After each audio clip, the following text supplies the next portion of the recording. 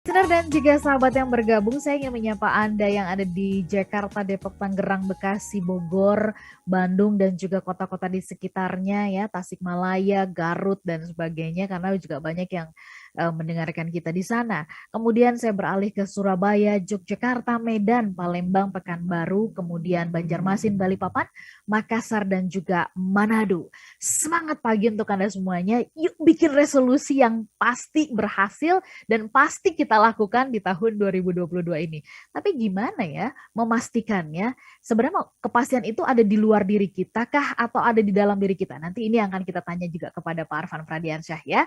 Kenapa resolusi tahun baru seringkali menemui kegagalan? Itu menjadi topik kami dan kami undang Anda untuk bisa memberikan sedikit sharing tentang resolusi Anda di tahun 2022 ini, baik melalui WhatsApp kami di 0812 11 12 959 atau juga melalui YouTube dan kemudian juga Facebook. Anda bisa live chat di sana. Dan ada satu pertanyaan gembira nih ya, pertanyaan soal meet and greet yang kami rencanakan akan kami lakukan bersama-sama dengan Pak Arfan Pradiansyah dan juga beberapa narasumber yang lainnya. Nah, pertanyaannya untuk Anda, kira-kira kalau Anda nih diajakin meet and greet bersama dengan Smart FM, pilihannya tuh area terbuka, kebun gitu ya, banyak pohon-pohonnya gitu ya, banyak burung-burung berkicau sana sini gitu ya, atau di ruangan tertutup nih. Silakan Anda boleh kasih pendapatnya ke 0812 11 12 959 atau melalui semua aplikasi yang bisa Anda jangkau ya di kesempatan pagi hari ini. Pak Arfan, kita sambung Pak Arfan. Bicara tentang resolusi ya, kalau tadi sebelum jeda saya sempat bertanya nih, ya ini sebenarnya apakah kita enggan bertarung itu ya karena rasa sakit di future self itu yang memang jauh lebih besar ketimbang di present self ya di kehidupan kita sekarang ini Pak Arfan, sehingga kemudian inilah salah satu faktor terbesar yang membuat resolusi itu gagal Pak Arfan. Ya, kalau menurut saya karena kita ini masalah otot sih ya. Otot ya, oke. Ya, kita tidak pernah melatih otot-otot kita gitu. Otot yang sesungguhnya atau otot mental atau bagaimana nih Pak Arfan? Ya, very good question. Otot mental. Oke. Kan saya ikut fitness tuh ya. Oke. PT saya tuh selalu bilang, ini otot ini ada banyak sekali, dia bilang gitu ya. Kalau di tangan tuh ada bicep, ada triceps ya. Kalau di punggung aja ada banyak sekali itu. Mungkin ada 12 otot di punggung. Oh, Oke. saya bilang, oh ya, saya bilang gitu ya, ada 12 otot. Otot apa itu? Gitu kan? Nggak tahu saya gitu. Di kaki dia bilang gitu, di paha itu ada paha depan, itu ada paha belakang, paha samping. Oh, banyak sekali ya otot ya. Kok saya nggak pernah sadar ya gitu. Sadar aja enggak. Ya, ya. Apalagi melatih kan gitu. Iya kan? Wong, saya juga nggak pernah sadar, ternyata ada banyak sekali otot ya gitu ya. Ini otot apa aja? Setiap otot itu ada nama-namanya sendiri-sendiri gitu. Nah, itu kan yang paling gampang dilihat kan. Kalau kita suka fitness kan itu paling gampang dilihat tuh. Ternyata di tempat fitness saya itu ada 70 alat, Mbak Ola. Ada 70 mesin gitu ya. Yang bisa digunakan untuk melatih 70 otot gitu. Wah, banyak sekali nih gitu ya. Saya nggak pernah sadar sebelum saya ikut fitness gitu. Nah, sama teman-teman. Jadi ada banyak sekali otot ya, misalnya yang namanya otot kesabaran. Itu yang perlu dilatih tuh kalau kita, kan yang namanya resolusi tahun baru kan berarti kita harus melakukan itu selama 1 tahun gitu. Kalau kita tidak punya otot kesabaran, ya kita akan mutung lah istilahnya gitu ya. Mungkin hanya seperti tadi, di minggu ke-6 udah selesai. Ada otot yang namanya ketangguhan, otot-otot keuletan, otot-otot kerja keras, gitu ya. Itu yang harus dilatih gitu. Dan ketika kita berlatih otot, Mbak Ola, ya, kalau saya habis ikut fitness tuh, apalagi kalau habis latihan kaki tuh, wah sakit semua tuh Mbak Ola. Ya. Ujur kaki sakit semua. Kenceng gitu kayaknya ya Pak Arfan ya. Sakit gitu. Mau sholat aja kadang-kadang susah itu. Mau ruku sholat itu susah gitu. Ya mau jalan dia saya kayak terpincang-pincang gitu. Ya kalau habis latihan, kenapa? Karena memang jarang dilatih ototnya gitu. Nah, semakin otot itu sering dilatih, maka ketika kita latihan otot, latihan beban, itu akan jadi lebih ringan gitu. Nah, sama. Yang namanya otot kesabaran itu ketika mau melatihnya, otot ketangguhan, otot keuletan, ya otot kerja keras, itu akan sakit-sakit gitu. Ya. Dan itulah yang kemudian dihindari oleh banyak orang. Mhm. Saya nggak mau melatih itu. Kenapa? Sakit rasanya. Iya iya iya iya iya. Otot disiplin. Oh, luar biasa sakitnya Mbak Ola, otot disiplin itu. Oke. Nah, padahal yang kita lupakan sebetulnya, kita merasa bahwa kita menghindari kesakitan. Hmm, Padahal sebetulnya dalam jangka panjang kita akan ya, mengalami kesakitan yang lebih besar. Karena kita oke. tidak pernah melatih otot yang namanya disiplin, otot kerja keras, nggak pernah kita latih. Mhm mhm mhm. Akhirnya kita akan mengalami masalah secara jangka panjang. Tapi Oke. kemudian kita mengatakan pada diri sendiri, ah masih Ya lama, Belanda ya, masih jauh. Istilahnya masih kalau jauh. kalau zaman Iya perang ya. kemerdekaan tuh Belanda masih jauh gitu. Ntar aja Ya. lah gitu. Padahal mereka lupa bahwa yang namanya Belanda itu datang semakin lama semakin mendekat seperti itu ya. Yang Mhm. namanya masalah itu semakin lama akan semakin dekat gitu. Apalagi nanti semakin meningkatnya usia, kita akan semakin punya banyak masalah kesehatan gitu, Mbak Ola. Ya ya. Jadi itu intinya kenapa orang tidak melakukan resolusi tahun baru, karena present self mereka mengatakan apa? Hindari kesakitan. Ya ya. Dan memang secara naluri, secara manusiawi, manusia itu selalu mengejar Menghindari kenikmatan dan menghindari menghindari kesakitan. kesakitan. Berarti Mhm. lebih enak kalau saya bangun pagi setelah sholat subuh tidur lagi, gitu kan, daripada saya olahraga. Karena olahraga itu menimbulkan kesakitan. Dan tidur lagi itu menghasilkan kenikmatan. Nah, Hmm. itulah yang dikatakan oleh present self. Nah, masalahnya future self saya kan bicara tadi, saya mau hidup sehat. Tapi kemudian yang menguasai, yang punya otot itu bukan dikuasai oleh future self. Otot itu Oke. dikuasai oleh present self. Yang bisa Ya. bikin sesuatu itu present self. Yang bisa memegang Mhm. kendali, yang mempunyai tangan yang kuat itu present self gitu. Sehingga future self-nya kalah terus gitu. Mhm. Itu, Pak Mbak. Pak Arfan, kalau dari pengalaman Bapak begitu ya, ya untuk melatih otot, ya ada pelatihnya nih yang ngasih tahu triknya dan sebagainya. Tapi kalau misalkan dirumuskan begitu dari pengalaman Bapak dan kemudian itu diaplikasikan ke dalam latihan otot mental tadi begitu ya, otot disiplin dan sebagainya, apa sih Pak kuncinya atau strateginya deh supaya kita ya setidaknya ada 2 poin kah atau 3 kunci kah gitu ya menurut Bapak ini penting banget untuk bisa melatih otot-otot mental tadi tuh Pak Arfan. Ya, kita harus mau sakit, Oke. harus mau sakit. Makanya kalau kalau Anda lihat di Instagram saya gitu ya. Sekarang kan Ya, karena saya fitness terus ya, seminggu ya, 3 kali gitu. Jadi saya banyak pasang ini, Mbak.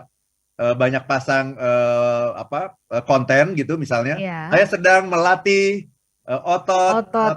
paha belakang. Ada tuh Oke. ininya tuh, Ya. ya. Saya sedang Penjelasannya ya. ya, ada Ya. penjelasannya. Misalnya saya sekarang bisa plank gitu ya, plank plank 2 menit. Ya, itu bagus untuk melatih otot perut, otot bokong gitu ya, otot kaki misalnya. Sengaja saya pasang seperti itu. Dan sebetulnya ada sebuah analogi gitu. Jadi Hmm. nomor satu kita harus tahu dulu bahwa kita itu punya otot-otot itu. Yang kedua kita harus tahu bahwa tugas kita adalah melatih karena otot itu udah dikasih sama Tuhan. Hmm, hmm, hmm, Selama ini kita sadar aja enggak bahwa kita punya otot gitu. hmm. Oke. Tuhan sudah kasih. Nah, itu otot yang ada dalam tubuh kita untuk kesehatan kita secara fisik gitu. Hmm. Nah, otot-otot yang secara mental juga ada banyak sekali.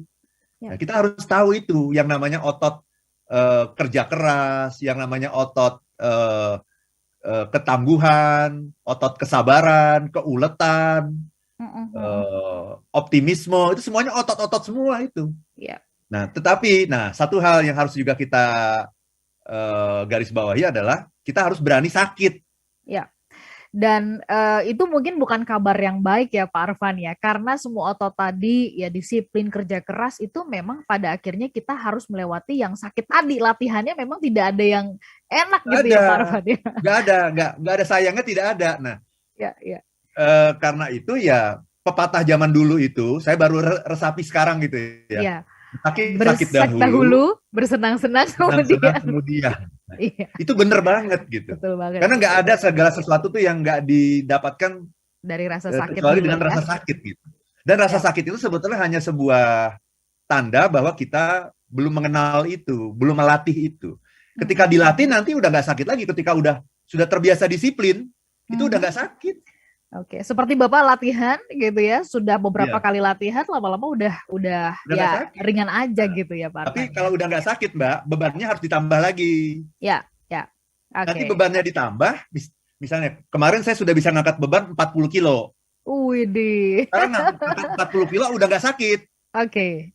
Tapi nanti harus ditambah lagi. Oke. Tambah jadi 50 kilo. Ya, ya, Dan ya, setelah ya. ditambah 50 kilo, nanti jadi sakit lagi. Gitu.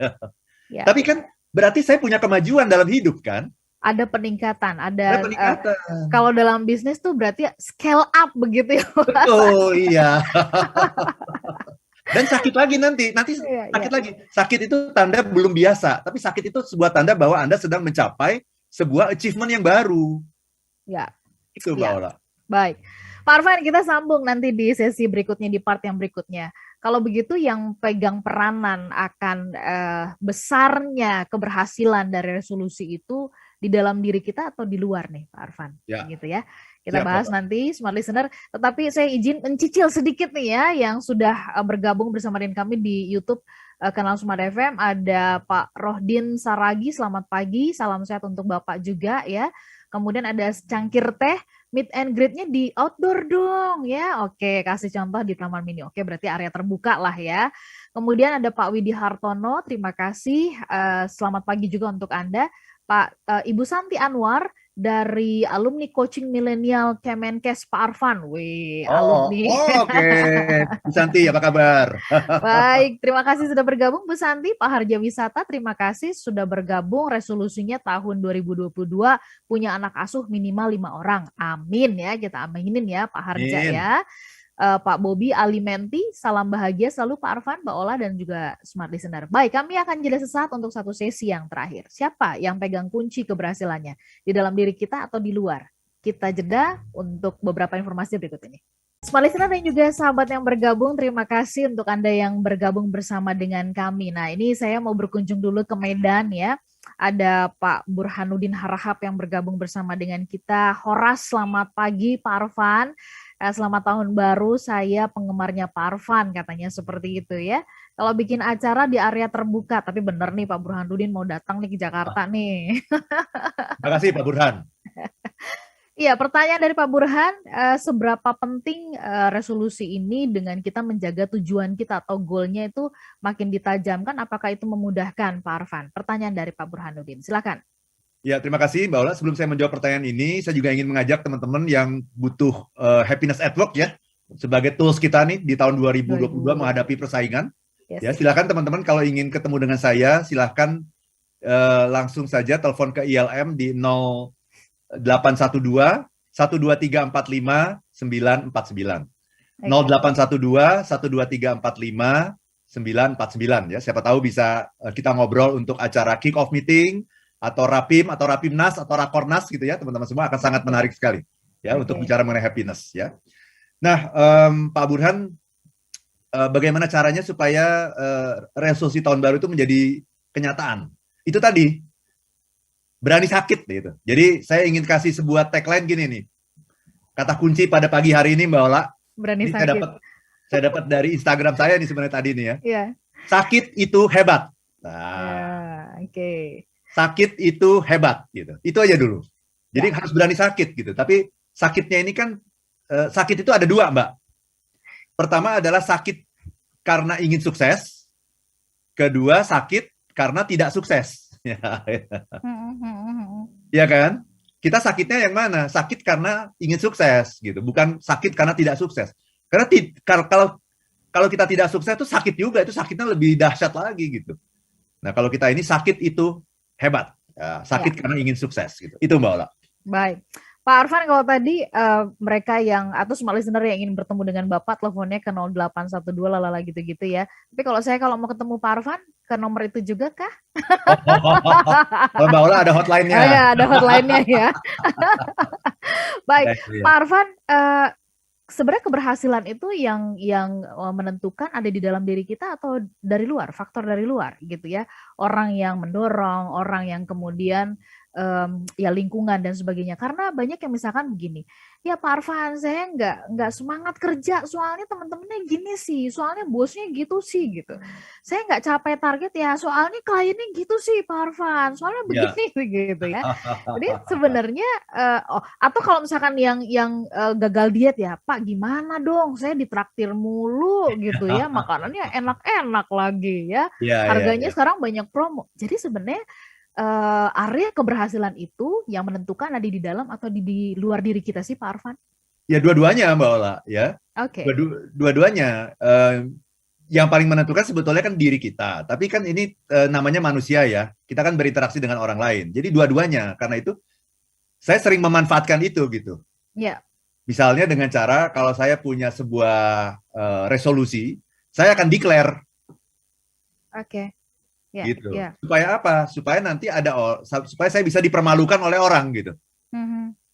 Dan itu menjadi sebuah cambuk bagi saya kalau saya tidak melakukan itu. Kan tahun lalu misalnya saya pernah declare gini, saya akan olahraga jalan kaki dalam 1 minggu itu minimal 60 kilo. 60 kilo, artinya setiap hari, kan 1 minggu ada 7 hari kan, kecuali hari Jumat ya. Kecuali Jumat pagi karena ada Smart Happiness, maka saya akan jalan pagi 60 kilo setiap hari. Gitu, kan? 60 kilo dalam seminggu. Dan kemudian saya juga menulis itu, kan saya menulis di majalah SWA ya, setiap bulan itu. Saya tulis juga di majalah SWA, saya akan begini gitu ya. Supaya apa nanti? Supaya saya bisa dipermalukan gitu. Jadi saya memanfaatkan social pressure. Saya memanfaatkan orang lain itu untuk menjadi pressure bagi saya gitu. Termasuk juga ke istri saya gitu kan. Yang paling dekat kan tentunya adalah pasangan kita ya. Jadi saya akan malu sama istri saya gitu. Saya udah nulis di mana-mana, udah ngomong di mana-mana bahwa saya akan jalan kaki seminggu 60 kilo gitu. Terus ternyata saya bangun pagi aja males. Jadi saya merasa malu gitu. Jadi ada unsur pencitraan juga sih sebenarnya gitu kalau saya lihat ya. Tapi kan itu bagus kan, maksudnya saya bikin 60 kilo kan hebat tuh, motivator 60 kilo seminggu kan bagus tuh. Nah, tapi kemudian pencitraan itu juga membuat saya jadi malu sama bahkan orang terdekat saya gitu, untuk nggak olahraga tuh malu saya gitu. Artinya ini Bapak mau mengatakan ini jadi autokritik begitu ya Pak Arfan ya?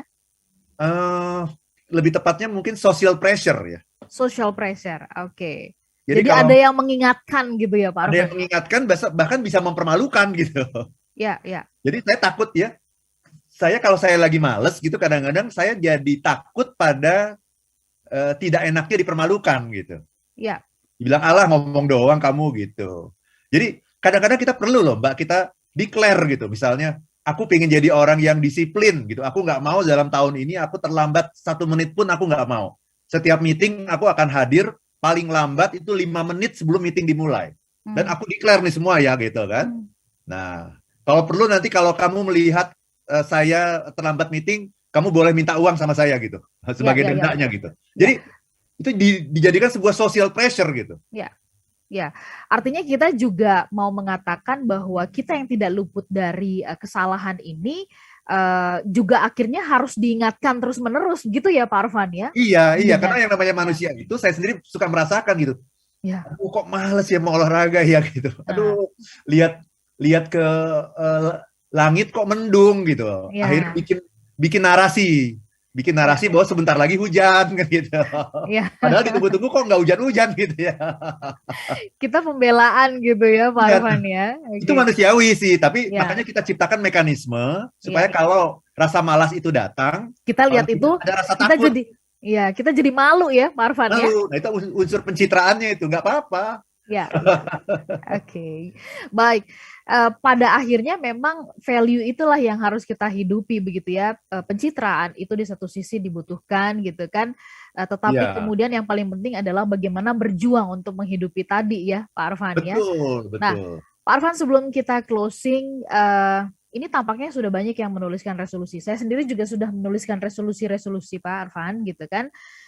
Betul yang tadi Pak Arfan sampaikan tuh. Iya, ketika memulainya kembali, itu rasa sakit sih Pak Arfan ya. Tapi setelah sudah 2-3 kali itu jauh lebih enjoy. Nah, tetapi kalau menurut Bapak, apa sih kuncinya kalau belajar dari yang berhasil gitu ya, dari resolusi yang berhasil kita lakukan Pak Arfan?